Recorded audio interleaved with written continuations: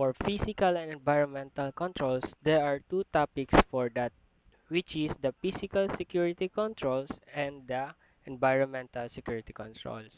So the first one is the physical security controls are measured designed to protect assets from unauthorized physical access, theft, and vandalism.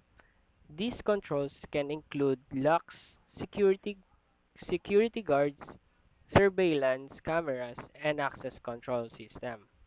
Their main goal is to prevent physical threats that could harm the organization asset. So the next one is the environmental security controls, which is focused on protecting assets from various type of environmental hazard. This includes accidental events like fire and floods, intentional damage, and natural disaster.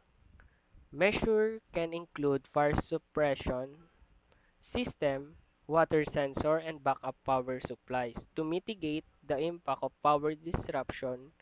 Together, these control ensure comprehensive protection of an organization assets. So the first topic in physical environmental controls, which is the natural disaster. So the first topic is the floods, and then the second is the earthquakes, and the last is hurricane and tornadoes. So first is the flood. It is important to select locations that are less likely to experience flooding. Choosing elevated areas or regions with good drainage system can significantly reduce flood risk. Implementing barriers like levees and flood walls can also provide added protection. Additionally, proper maintenance of drainage system is crucial to prevent water to build up.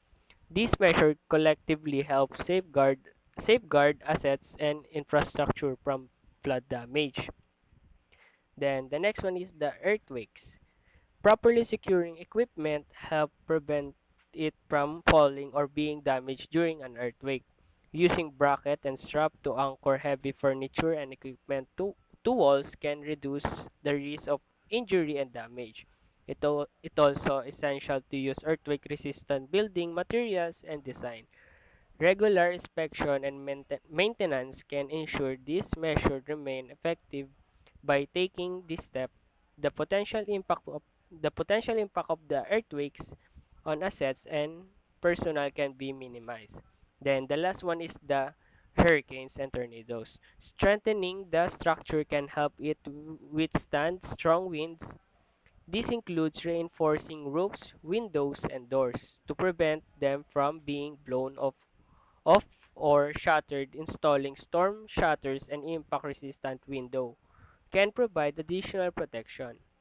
It's also beneficial to secure loose items around the property to prevent them from being projectiles. This precaution can significantly enhance the resilience of building during hurricanes and tornadoes.